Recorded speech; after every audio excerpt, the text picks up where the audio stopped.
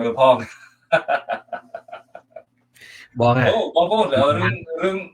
រឿងអាសាញ់គេបែរហ្នឹងបងប្អូនមានទីប្រាប់ខ្ញុំច្រើនណាស់តាអត់ដេកទេណាបងប្អូនណាបើយប់គឺខ្វល់ខ្វាយគិតគូរតែរឿងធ្វើម៉េចធ្វើបាបខ្មែរធ្វើម៉េចចាប់អានេះដាក់គុកធ្វើម៉េចបង្ក្រាបពួកផ្ដាច់ការធ្វើម៉េចតាក់ទងពួកអាលោកបានធ្វើម៉េចតាក់ទងស្រីចង្រៃយកទៅជួយជេរបានគឺគំនិត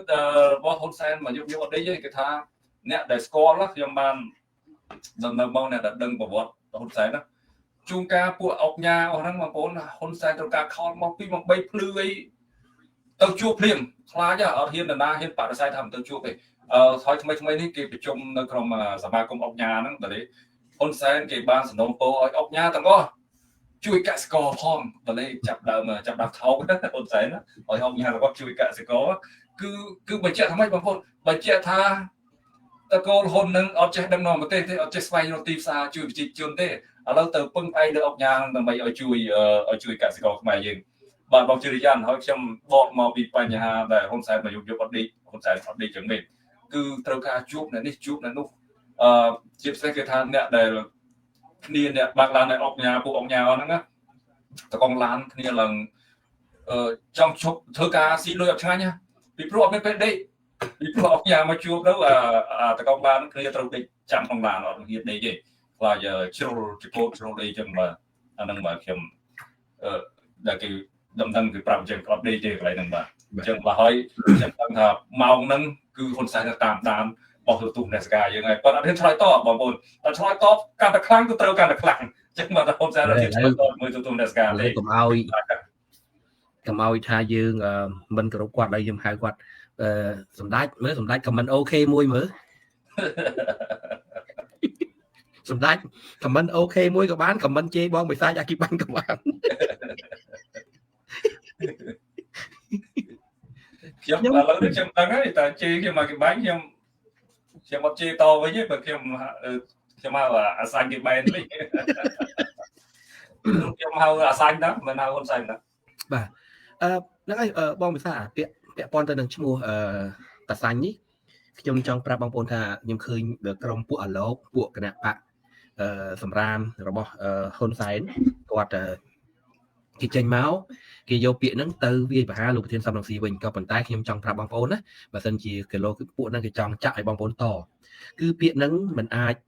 ត្រូវឈ្មោះលោកប្រធានសំរងស៊ីទេមិនអាចយកទៅប្រើជាមួយនឹងលោកប្រធានសំរងស៊ីបានទេមូលហេតុគឺយើង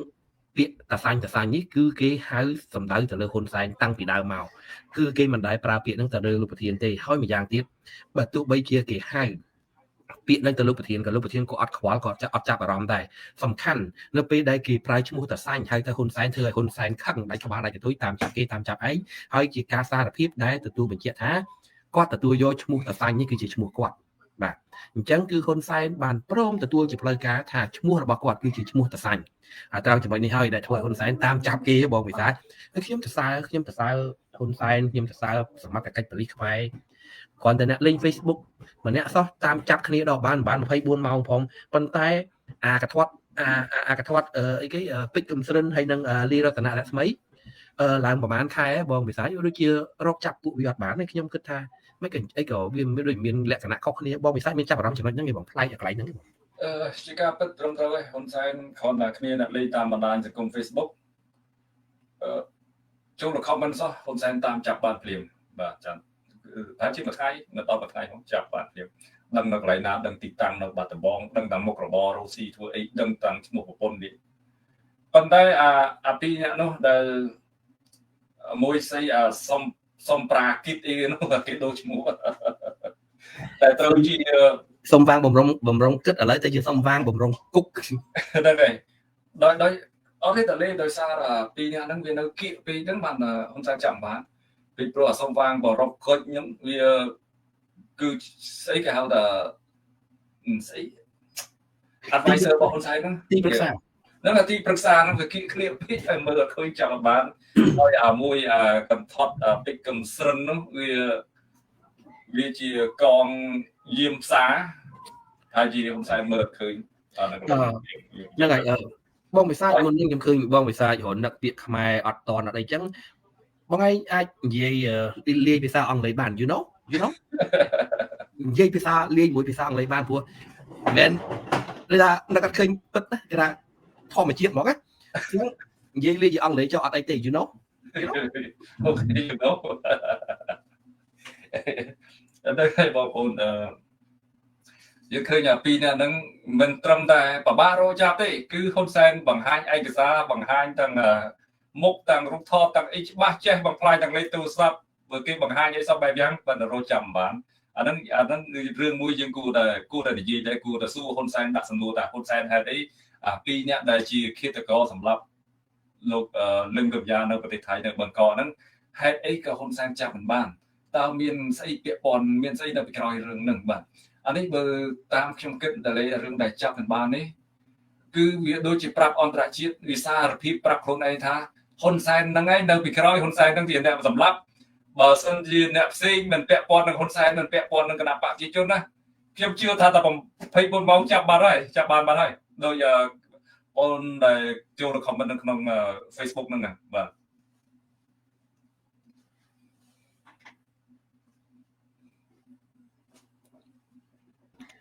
ចឹងគាត់ថារឿងហ៊ុនសែនតាមចាប់កូនក្មេងបងពិសាខ្ញុំគិតថាបងប្អូនយើងគាត់ដឹងហើយយើងត្រៀមថាហ៊ុនសែនតសាញ់ប្រហែលជានឹងមានកម្រងបង្ខំឲ្យកូនក្មេងនឹងចេញមកសារភាពចេញមកអីចឹងណាប៉ុន្តែយើងដឹងហើយថាវាជារូបភាពដ៏អាក្រក់ហ៊ុនសែនគាត់អាយុប៉ុណ្ណេះហើយចំណាស់គាត់ប៉ុណ្ណឹងហើយហេតុអីក៏គាត់មិនសមមិនក៏គាត់មិនសន្សំបុណ្យមិនក៏គាត់មិនសន្សំបុណ្យសន្សំអំពើល្អយកជាប់ខ្លួនទៅជាមួយហេតុអីគាត់សាងតែបាបអញ្ចឹងខ្ញុំនិយាយនេះខ្ញុំនិយាយទូទៅខ្ញុំនិយាយក្នុងន័យមិននិយាយពាក់ព័ន្ធនៅក្នុងន័យនយោបាយអីទាំងអស់ខ្ញុំនិយាយក្នុងនាមជាខ្មែរដូចគ្នាខ្ញុំចង់ឆ្ងល់ដល់ពួកហ៊ុនសែនគាត់កំពុងតែស្ដាប់នេះគាត់អាយុប៉ុណ្ណឹងហើយចំណាស់ប៉ុណ្ណឹងហើយហេតុអីគាត់មិនខំសន្សំបុណ្យយកទៅជាប់ខ្លួនណាហេតុអីក៏ធ្វើតែអំពើបាបអញ្ចឹងហើយសន្សំតែបាបអញ្ចឹងហើយគ្នាគ្រាន់តែអ្នកលេង Facebook comment ពីអញ្ចឹងតែប៉ុណ្ណឹងហើយទៅរករឿងចាប់គេចាប់ឯងវិញចុះហ៊ុនសែនខ្ញុំសួរហ៊ុនសែនខ្លួនគាត់សម្ដីគាត់ប្រមាថទៅដល់លោកប្រធានសំរងស៊ីប្រមាថទៅដល់កុងហូវ៉ាន់មានតែស្ដាប់សម្ដីខ្លួនឯងទេណាហើយអ្នក comment សាច់តារាដែលគាត់ហៅអីគេនឹកសំណោះមុខកបីមុខមេកបីមុខអីហើយធ្វើខ្លួនឯងខឹងវិញចុះត្រង់ហ៊ុនសែនយកពាក្យកបីនេះទៅប្រមាថប្រសង់ហ៊ុនសែននឹងឯងយកភាសាយកពាក្យកបីនេះយកទៅប្រមាថប្រសង់ហើយហ៊ុនសែនបានគេហៅថាបណ្ដោះអាវប្បធម៌ប្រមាថប្រសង់ព្រៀបដូចទៅនឹងកបីនេះទៅដល់បកពួកដៃជើងវងហ៊ុនសែននៅអាមេរិកផងនៅកាណាដាផងសិតតែប្រមាថបដិជគុណទៅនឹងកបីប៉ុន្តែនៅពេលដែលគេខមមិនលក្ខណៈចំអកមើលរូបថតចាស់សំណោះមេកបីអីជាដើមគាត់ធ្វើអីចេញមកខឹងគេមានអត់មានចាំទេហ៊ុនសែនប្រមាថប្រសង់ភាពធៀបប្រសង់ទៅនឹងសត្វកបីណាហេតុអីក៏និយាយថាមនុស្សនឹងដើរហ៊ុនសែននឹងយើងនិយាយភាសាអាក្រក់ទៅរឹសលបួកខ្លួនឯងយកមកញាត់មាត់ណាបាទអញ្ចឹងខ្ញុំថាគិតពិចារណាសារឡើងវិញទៅជប់សាងបាបទៅបាបពីក្មេងសាងមកនោះច្រើនហើយសំបនខ្លះទៅអីគីឡូជួយស្រង់បានខ្លះណាបាទផ្លូវធွာផ្លូវអីនេះយើងមើលមិនឃើញបាទកុំប្រមាថបាទហ្នឹងហើយបងវិសាចនឹងខ្ញុំចូលយើងចេះវិញ្ញាតលេយើងហ៊ុនសែនជាពួកកុម្មុយនីសពួកកុម្មុយនីសវាទៅរៀនលទ្ធិកុម្មុយនីសវាទៅរៀនទ្រឹស្ដីកុម្មុយនីសពួកកុម្មុយនីសគេអត់ជឿលើបុណ្យបាបអត់ជឿលើសាសនាទេគេជឿតែលើគេឈ្នះអាណាឈ្នះអាហ្នឹងអ្នកគ្រប់គ្រងលើហ៊ុនសែននិយាយអាណាអ្នកឈ្នះទេដែលសរសេរប្រវត្តិសាស្ត្រមិនមែនអ្នកចាញ់សរសេរទេហ្នឹងជាសម្ដីកុម្មុយនីសជាសម្ដីហ៊ុនសែនហើយមួយទៀតខ្ញុំចង់ប្រាប់បងប្អូនដែលចូលខ្លួនទៅធ្វើជាអាឡូរបស់គេយើងត្រូវគិតថាទ្រឹស្ដីកុម្មុយនីសគេថាថ្ងៃនេះហើយក្បត់មេហើយមកចូលអញថ្ងៃក្រោយហើយក៏នឹងក្បត់អញដែរទេមកហើយ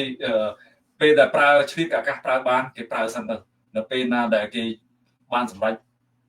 ផលរបស់គេហើយគេជប់ប្រើយើងគឺគេបោះចោលនឹងមានន័យថាគេកំទេចចោលហើយអញ្ចឹងបានថាទ្រឹស្ដីកុម្មុយនីសបងប្អូនវាអត់មានខ្វល់ពីអីសាសនាពីជំនឿអីទេយើងគិតមើលបើសិនជាហ៊ុនសែនជំនឿសាសនាចេះបុណ្យបាបដូចយើងនិយាយមែនណាវាមិនដែលហ៊ុនសែនមកប្រមាថលោកព្រះសង្ឃអញ្ចឹងទេហើយមិនមែនជាហ៊ុនសែនរៀបចំក្រសួងសាសនាខ្មែរនឹងបង្កើតឲ្យមានសម្ដេចសង្ឃឲ្យមានអ្នកគ្រប់គ្រងលោកបែងចែកលោកសង្ឃណាមានបុណ្យស័ក្តិហើយអ្នកណាមិនស្ដាប់ តាមគណៈបព្វជិជនជាប់គុកជាប់អីអស់ហ្នឹងទេអាហ្នឹងបើសិនជាហ៊ុនសែនជឿលើសាសនាគេធ្វើចឹងព្រោះសាសនាជាសេរីភាពមួយសម្រាប់សាសនាដែរបងប្អូនសាសនាជាមនុស្សគោរពគឺសេរីភាពរបស់គេធ្វើមិនឲ្យគោរពតាមច្បាប់សាសនាមិនគោរពច្បាប់រដ្ឋអាហ្នឹងអត់មានប៉ះពាល់ទេយើងមិនអាចអ្នកណាទៅត្រួតត្រាបានដូចយើងនៅអាមេរិកទេគឺសាសនាគ្រឹះជាសាសនារបស់រដ្ឋគេរដ្ឋាភិបាលគេមិនអាចគ្រប់គ្រងបានទេសាសនាបានទេគេមានតែជួយលើកដំកើងសាសនាឲ្យរីកកាន់តែធំឡើងដើម្បីឲ្យជះទៅដល់ប្រជាពលរដ្ឋឲ្យប្រជាពលរដ្ឋបានដឹងបានយល់សាសនាគេធ្វើល្អជួយប្រជាពលរដ្ឋជួយសពបែបយ៉ាងជួយក្នុងពិភពលោកទៀតប៉ុន្តែសាសនាស្រុកខ្មែរបងប្អូនដឹងស្រាប់ហើយគឺក្រោមការដឹកនាំរបស់យួនកុម្មុយនីសរបស់ពួកប្រជាការគឺវាគ្រប់គ្រងទាំងអស់សាសនាហ្នឹងដូចជានៅប្រទេសចិនក៏ចឹងដែរសាសនាដោយសាវលីននេះលោកចៅអធិការដែលទៅបួសកន្លែងធំមួយសិតតែគណៈបកកុម្មុយនីសចិនហ្នឹងយួនក៏ធ្វើដូចគ្នាហើយយួនវាធ្វើដល់ខ្មែរក្រមទៀតឥឡូវធ្វើដល់ខ្មែរកដាលនេះទៀតទេលោកសន្តិមិត្តមកសាក់ឲ្យត្រួតមើលគ្នាទៅវិញទៅមកហើយថ្មីនេះមានរឿងមួយគេចង់កែនៅប្រវត្តិស្អីបត្រៃ3ដកស្អីដែលខ្ញុំមិនសូវយល់ប្រហែលទេរឿងបត្រៃ3ដកគេចង់កែបត្រៃ3ដកទៀតសូមសួរថាបត្រៃ3ដកហ្នឹងគឺគេចាគេបកប្រែរួចហើយតាំងពីចំនួនដើមមករហូតដល់ឥឡូវយើងរៀនតាមតែគេទៅហើយចង់កែប្រែអីហើយមនុស្សចំនួនឥឡូវហ្នឹងបានរៀនសូត្រចេះដឹងអីអ្វីខ្លះបានតែចង់កែបត្រៃ3ដកហ្នឹងបងប្អូនអានេះហើយជាទង្វើឆ្លៀនពៀនដើម្បីលុបបំបត្តិសាសនាខ្មែរយើងណាដើម្បីឲ្យកែទៅឲ្យអ្នកក្រោយជឿមកអូនេះនិយាយតែកន្លែងនេះទេដូចប្រវត្តិសាស្ត្រខ្មែរយើងក្មេងជំនាន់ក្រោយកើតតែ7មករាក្រោយ7មករាហ្នឹងរៀនតែ7មករាដឹងតែយួនគិតតែយួនដឹងកូនយួនមកជួយសង្គ្រោះតែប៉ុណ្្នឹងឯងអត់មានដឹងថាខ្មែរក្រហមនឹងកើតមកពីណាហើយហ៊ុនសែននឹងកើតមកពីណាហ៊ុនសែនរត់ទៅយួនធ្វើអីអ្នកណាវាយចូលស្រុកខ្មែរមកហ៊ុនសែនអត់និយាយបរៀនហ៊ុនសែនអួតតែខ្លួនឯងមករំដោះប្រទេសអួតខ្លួនឯងនឹងតែមានគុណសម្រាប់ប្រទេសជាតិអញ្ចឹងបងប្អូនគឺបោកប្រាស់ទាំងអស់បាទហ្នឹងហើយបងវិសាចខ្ញុំឃើញដែរឃើញគេការចង់បង្កើតគេហៅបង្កើតក្រុមគេដែលក្នុងនោះមានទាំងទឹកជាមេទឹកជាមេតបណាបងបាទទឹកជាមេតបដែលបានសនាងសេនីដូចជាហ្នឹងហើយបានបាទទឹកជាមេតបបានសេនីលក់សៀងបាទគឺគេមានគម្រោងចង់កែគម្ពីរបត្រៃ3ដកនេះវាជាចំណុចគ្រោះថ្នាក់សូមបងប្អូនពុទ្ធបរិស័ទទាំងអស់តែក្រោកឈរឡើងពីព្រោះខ្ញុំអ្វីដែលខ្ញុំព្រួយបារម្ភនោះខ្ញុំចង់រំលឹកបងប្អូនថាខ្លាចគេកែប្រែគម្ពីរបត្រៃ3ដកហ្នឹងគឺដាក់ទោសដាក់វិន័យទៅលើព្រះសង្ឃដែលចូលរួមសង្គមចូលរួមនៅក្នុងនយោបាយពីព្រោះរបបនេះកន្លងមកគឺវាព្យាយាមទប់ស្កាត់មិនឲ្យព្រះសង្ឃហ្នឹងចូលរួមដឹងពីរឿងសង្គមរឿងនយោបាយទេប៉ុន្តែនៅក្នុងគម្ពីរបត្រៃ3ដកការចូលរួមរបស់ពុទ្ធនៅក្នុងការដោះស្រាយចំនួនរវាងប្រទេសទាំងពីរដែលមានសង្គ្រាមជាមួយគ្នាកាលពីសម័យព្រះអីនោះគឺសុទ្ធតែពាក់ព័ន្ធទៅនឹងរឿងនយោបាយរឿងសង្គមដូច្នេះហើយខ្ញុំគិតថាការព្យាយាមចង់កែប្រែគម្ពីរបត្រៃ3ដកហ្នឹងខ្ញុំខ្លាចជាចេតនារបស់យួនដែលចង់សរសេរសារឡើងវិញដូរច្បាប់ហ្នឹងហើយដាក់ទោសដាក់ទណ្ឌកម្មទៅលើមន្ត្រីសង្ឃណាដែលចូលរួមពាក់ព័ន្ធទៅនឹងកិច្ចការសង្គមការងារនយោបាយអានេះគឺខ្ញុំគិតថាជាគោលគំនិតដើម្បីគេបន្សាបពុទ្ធសាសនាខ្មែរហើយគេអាចនឹងលេបយកទឹកដីខ្មែរទៅជាមួយនឹងសាសនាតែម្ដងបាទខ្ញុំឃើញខមមិនបងសុសាគាត់ថាតា200គាត់ហ៊ីងជាមេតបវិរៈជនគាត់ហ៊ីងមិនចង់និយាយថាតា200ថាហ៊ីងហ៊ីងជាវិរៈជន200ហ្នឹងវាបានស៊ីលុយគេ200ហ្នឹងវាឈួតឡប់អស់ហើយបងប្អូនបងសុសាហ្នឹងតែតាមមើល200រាល់ថ្ងៃហ្នឹងមិនដឹងខ្ញុំអត់ឃើញហ្មង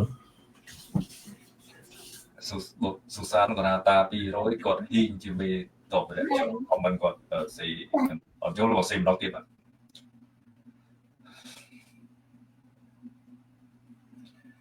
ខ្មែរអ្នកស្រែស្ដីក្មួយតាំងពីថ្ងៃអង្គសាររបស់តកូលហ៊ុនចិត្តមកដល់ហើយសាងតែអំពើអាក្រក់ឥឡូវបាបកម្មតកូលហ៊ុនបានមកដល់បាទហ្នឹងហើយបងប្អូនឥឡូវគ្រឿងខ្លែងយើងគឺពីនេះពីនោះក៏តែប៉ុណ្្នឹងហើយតែលេងមានបន្ថែមទៀតទេបើអត់មានយើងចូលដល់ប្រធានបទចូលទៅបងចូលទៅប្រធានបទរបស់យើងឥឡូវបងប្អូននាំគ្នាស្ដាប់អាសាញ់របស់គ្នាសង្ឃឹមថ្ងៃណាក៏ព្រួលអូខេហើយខ្ញុំជូនសារកុំសង្ឃឹមលើការនេះកុំណែកុំសង្ឃឹមថ្ងៃណាក៏ព្រួលថ្ងៃណាក៏ព្រួលហើយខ្ញុំស្ងល់ចេះតែណែឯងទៅអាមេរិកទៅរួច អ្នកឯងតិចទៀតដូណាល់ត្រាំជាចំហក្នុងពេលយុទ្ធនាការបោះឆ្នោតឥឡូវអ្នកឯងកំពុងទៅពឹងប្រទេសអាមេរិកដើម្បីនឹងដាក់គៀបសង្កត់នៅកម្ពុជាអាមេរិកកម្ពុជាកំពុងធ្វើជាអ្នកសម្របសម្រួលរវាងអាស៊ាននិងអាមេរិកអ្នកត្រូវយល់អំពីបញ្ហានេះទេតើអ្នកល្ងងពិតឬក៏ធ្វើជាល្ងងអ្នកចរិយចង់ឆ្លើយតប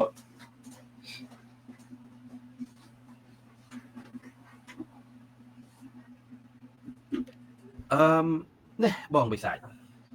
ខ្ញុំឃើញហ៊ុនសែននិយាយចំណៃនេះហ៊ុនសែនកំពុងតែភ័យបញ្ជាក់ច្បាស់គឺហ៊ុនសែនកំពុងតែភ័យនៅពេលដែលហ៊ុនសែនឃើញវត្តមានរបស់លោកប្រធានសំរងស៊ីលោកជំទាវជូឡុងសូមរា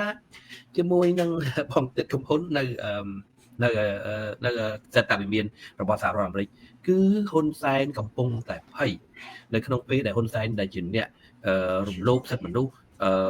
ដល់ធ្ងន់ធ្ងរហ៊ុនសែនគឺជាអ្នកបើកដៃឲ្យចិនដាក់មូលដ្ឋានទ័ពនៅក្នុងប្រទេសខ្មែរយ៉ាងប្រហើនទោះបីជាអាមេរិកព្យាយាមបញ្ជូនមន្ត្រីទៅសម្របសម្រួលប្រមាណដងក៏ដោយគឺហ៊ុនសែននៅតែប្រហើនហើយដូច្នេះហើយឥឡូវនេះដល់ថ្ងៃដែលហ៊ុនសែនកំពុងតែភ័យខ្លួនពីព្រោះដូណាល់ត្រាំគាត់មិនមែនជាមនុស្សលេងសើចទេបាទដូណាល់ត្រាំគាត់ថាអ្វីគឺគាត់ធ្វើហើយហ៊ុនសែនដឹងច្បាស់ពីចរិតរបស់ដូណាល់ត្រាំបាទពីចរិតរបស់ដូណាល់ត្រាំដូចតែហ៊ុនសែនត្រូវត្រៀមខ្លួនជាពិសេសនៅពេលដែលដូណាល់ត្រាំគាត់បានតែងតាំងលោក Marco Rubio ធ្វើជារដ្ឋមន្ត្រីការបរទេសបងវិសានេះគឺជាចំណុចធ្ងន់ណា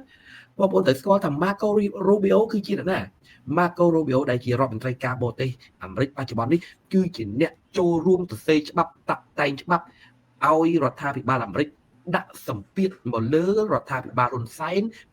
ពាក់ព័ន្ធទៅនឹងករណីរំលោភសិទ្ធិមនុស្សបំផ្លាញលទ្ធិប្រជាធិបតេយ្យលោក Marco Rubio គឺជាមនុស្សដែលសំខាន់ម្នាក់ហើយដូច្នេះហើយខ្ញុំចង់ប្រាប់ហ៊ុនសែនណាហ៊ុនសែនថ្ងៃវិសាហ៊ុនសែនចិត្តមកដល់ហើយហ៊ុនសែនអត់មានអីអាចទៅដោះស្រាយជាមួយនឹងអន្តរជាតិបានបន្តទៀតទេនយោបាយការទូតរបស់ហ៊ុនសែននៅលើផ្លូវអន្តរជាតិគឺចប់ហ៊ុនសែនរាល់ថ្ងៃនេះគឺមានតែប្រទេសចិនហើយនិងយួនទេដែលអាចធ្វើទំនាក់ទំនងក្រៅប្រទេសបានក្រៅពីនេះគឺហ៊ុនសែនបានដុតបំផ្លាញស្ពានចោលអស់ហើយទាំងអាមេរិកទាំងអឺរ៉ុបបាទជាការពិតដែលខ្ញុំយល់ថាហ៊ុនសែនគាត់កំពុងតែភ័យរឿងការីហ្នឹងវារស់ការីគឺវាបង្កប់អត្តន័យស៊ីជម្រៅដែលហ៊ុនសែនស្មានមិនដល់រកការីវាអាចកើតមាននៅគ្រប់ពេលគ្រប់ទីកន្លែងការីវាអាចជាពិសេសកើតនៅក្នុងបកគណៈបកប្រជាជនហ្នឹងអ្វីដែលហ៊ុនសែនភ័យអញ្ចឹងហើយបានធ្វើឲ្យហ៊ុនសែននឹងដេកមិនលុបបកលហើយបកមិនលហើយដោយខឹងលោកសំស៊ីមកសហរដ្ឋអាមេរិកហើយជឿឆ្អាលនេះគឺមកជួបមកសហរដ្ឋអាមេរិកតែលេជឿឆ្អាលនេះតែភ័យខ្លាំងណាស់គាត់ដេកមិនលុបជឿឆ្អាលគេមកអាមេរិកមករំលឹករឿងដែលថាគួរឯងមកអាមេរិកមិនកើតដល់ពេលដែលដូណាល់ត្រាំបោះឆ្នោតលោកសំរងស៊ីមិនពេញចិត្តនឹងប្រឆាំងនឹងដូណាល់ត្រាំមិនចង់ឲ្យដូណាល់ត្រាំដឹកនាំប្រទេសទេមែនទេមិនបោះឆ្នោតទេនិយាយចំហើយខ្ញុំចង់ប្រាប់ថា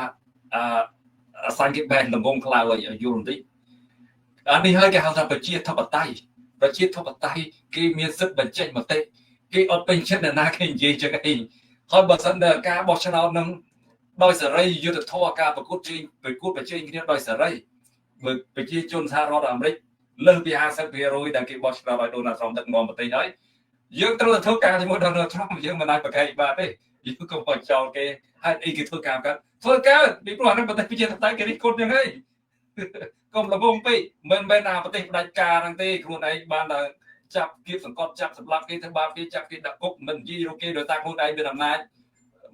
មិនហ៊ានចោះចាយមកគេប៉ុន្តែមានអំណាចហ្នឹងណាដែលបោលក្បាលទៅអោនគោរពទៅសាពះយូនទៅសាពះចិនដើម្បីយកប្រាក់ជំនួយពីគេនោះណាគេចូលចិត្តអោនក្បាលអញ្ចឹងអានេះគេមិនអោនក្បាលទេគេមានភាពគេមានសិទ្ធិដល់ពេលដែលដូណាល់ត្រាំជាប់ឆ្នោតធ្វើជាមេដឹកនាំហើយគេមកធ្វើការជាមួយទៅអាការរិះគន់នៅកម្មតូចជាប់ឆ្នោតរូបផ្សេងដល់ពេលគេជាប់ឆ្នោតហើយទៅដូណាល់ត្រាំចូលកាន់តំណែងហើយយកធ្វើការជាមួយដូណាល់ត្រាំបាទប្រជាធិបតេយ្យវាអញ្ចឹងណាកុំល្ងើពេកហ្នឹងហើយដឹកនាំ40ឆ្នាំមកអួតឲ្យប្រទេសជាប្រជាធិបតេយ្យប្រកាសប្រាប់គេទូទាំងពិភពលោកប្រទេសកម្ពុជាគឺជាស្អីគេថាឋានសួគ៌នៃប្រជាធិបតេយ្យគណៈបករាប់20-30គណៈបកខ្មោច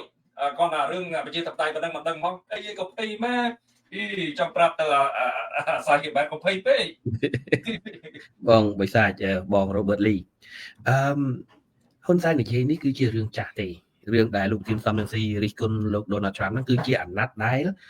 បោះឆ្នោតជាមួយនឹង Joe Biden ទេប៉ុន្តែអាណត្តិថ្មីនេះលោកប្រធានក៏អត់បានបញ្ចេញទស្សនៈបញ្ចេញមតិយោបល់ទេក៏ប៉ុន្តែគាត់ហាក់បីដូចជាលោកប្រធានគាត់ហាក់បីដូចជាចង់ឃើញ Donald Trump ត្រឡប់មកដឹកនាំវិញអាហ្នឹងខ្ញុំតាមមើលចំហចេះស្ដាប់ខ្ញុំមើលចំហគាត់អាណត្តិថ្មីនេះដូច្នេះហ៊ុនសែននិយាយនេះគឺជារឿងចាស់ទេបាទរឿងចាស់ទេហើយខ្ញុំចង់ប្រាប់ថាចេះមានអ្នកកសែតខ្លះមានអ្នកពិធីករអត្ថាធិប្បាយខ្លះដែលធ្លាប់រិះគន់លោក Donald Trump ក្រោយមកនៅពេលដែលឃើញ4ឆ្នាំដឹកនាំទៅគាត់មិនពេញចិត្តគាត់ចង់មកគ្រប់គ្រងDonald Trump គាត់សរសើរគាត់ហៅសរសើរគាត់និយាយនៅមុខវេទិកាហ្នឹងហើយបងគេថាគឺគេអត់ដែរគំនុំគុំគួនដោយហ៊ុនសែនគុំជាមួយខ្មែរគ្នាឯងទេណាគឺគេអត់មានគំនុំគុំគួនទេហើយត្រង់ហ៊ុនសែនឯងនោះអីគេប្រៀបធៀបរឿងលោកធានសំពឹងស៊ីគ្រាន់តែរិះគន់Donald Trump គឺថាលោក Donald Trump ធ្វើការអត់បានក៏ចុះបងមិនសាច់នាងមួយជេហ៊ុនសែនជេទាំងកូនជេទាំងចៅនោះមិនដែរមិនហ៊ុនសែនឥឡូវហៅតែកូនណាឌៀលមកពូមិនចាំជេឌៀលមកពូហ៎ហ៊ុនសែនឥឡូវគេហៅគេតែកូនមិនសម្ដេចពុកណែDonald Trump ក៏គេចេះលេងអាស្ទីលនឹងលេងល្អជាងហ៊ុនសែនផងកុំភ្លឺពេកហើយមួយទៀតខ្ញុំចង់ប្រាប់ទៅអាសាញ់ថានៅក្នុងសហរដ្ឋអាមេរិកបាតកម្មនៃមួយអ្នកដែលមិនពេញចិត្ត Donald Trump គេធ្វើរូប Donald Trump ជាបាល់សាក់គេទាត់លេងគេវាយលេងគេទាត់កាបគូគេធ្វើអីសក់បែបយ៉ាងក៏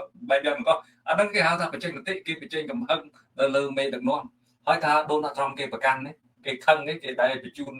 ប៉ូលីសទាហានមកបង្ក្រាបប្រជាពលរដ្ឋគេមកឲ្យធ្វើបាតកម្មយ៉ាងនេះអត់មានទេអានេះឲ្យគេថារៀនតាមគេខ្លះទៅហ្នឹងហើយរៀនតាមគេខ្លះទៅដឹកនាំ40ឆ្នាំហើយកុំល្ងងពេកពួតឯងអ្នកខ្លាំងស្អីខនប្រជាធិបតេយ្យពីគេមិនយល់ផងអាងឡើងប្រើតែរបបផ្ដាច់ការអាងឡើងប្រើអំណាចមកក្រៀមកំហែងគេគ្រាន់តែគេជប់លៀង3យប់3ថ្ងៃសុខក៏ចាប់គេដាក់គុកវាមិនដែលមានគ្រប់លោកនេះមានតែអាសាច់មួយហ្នឹងទៅកើតមូលហេតុដែលទៅចាប់គ្នាដាក់គុកដោយសារតែគ្នានិយាយពាក្យហ្នឹងបងពីព្រោះអីព្រោះដឹងខ្លួនថាដឹងវាមិនទៀងអីខ្លួនហើយ20ខ្លួនហើយ20ខ្លួនហើយបានបង្កើតច្បាប់មួយជំរុញឲ្យអាកូននោះដកប្រទេសកម្ពុជាចេញពីតុលាការអន្តរជាតិ ICC ខ្ញុំជឿថាគេឲ្យដកអត់បងប្អូនខ្ញុំអត់ដឹងដែរច្បាប់កន្លែងហ្នឹងបាទខ្ញុំគិតថាប្រហែលជាហួសពេលឬមួយក៏គេប្រហែលជាមានគម្រោងការអីមួយឥឡូវនេះគេកំពុងតែសិក្សាបងឥឡូវនេះគឺគេកំពុងតែសិក្សាអំពីលទ្ធភាពនៃការដកខ្លួនចេញពី ICC នេះគេសួរថាបើយើងដកខ្លួនចេញហើយតើសម្រាប់តទៅអនាគត ICC អាចធ្វើអ្វីបានខ្លះចំពោះប្រទេសខ្មែរនៅពេលដែលយើងដកខ្លួននៅថ្ងៃនេះចាប់ពីពេលនេះទៅនេះគឺជាអ្វីដែលគេកំពុងសិក្សាហ៊ុនសែនកំពុងតែឲ្យហ៊ុនម៉ាណែតរៀបចំសិក្សាអំពីបញ្ហាហ្នឹងហើយក្នុងក្រុមពិភាក្សាហ្នឹងមានអីគេមានការរោគមានដូចជាស្អីគេទេខ្ញុំតចាំផ្លែចូលទៅមើលឈ្មោះខ្ញុំប្រកាសតែឈ្មោះទេខ្ញុំមានផតតាំងបើខ្ញុំប្រកាសតែឈ្មោះអ្នកដែលចូលរួមនៅក្នុងការប្រជុំនោះទេ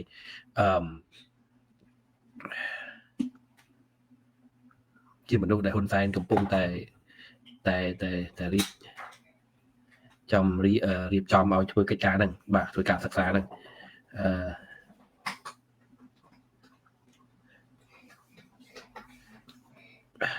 បាទថ្នាក់ទេពក៏ថាចោតលោកសំរងស៊ីថាក្បត់ជាតិ3ចំនួនតែគ្នាបង ICC ខ្លួនអី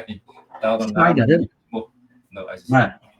បាទក្នុងនោះមានស្វ័យនរិនដែលជាអនុវិជាស្ថានជាតិការទូតនិងតំណែងអន្តរជាតិបាទស្វ័យនរិនក៏ជាអ្នកចូលរួមដែរបាទស្វ័យនរិននេះយកដែរលើឈ្មោះទេណាប៉ុន្តែមានឈ្មោះនៅក្នុងកិច្ចជំនុំដើម្បីស្វែងរកលទ្ធភាពដកកម្ពុជាចេញពី ICC ដែរបាទជាអនុប្រធានវិជាស្ថានជាតិការទូតនិងតំណែងអន្តរជាតិបាទនេះគឺច្បាស់ចឹងហ្មងបាទអូខេហើយ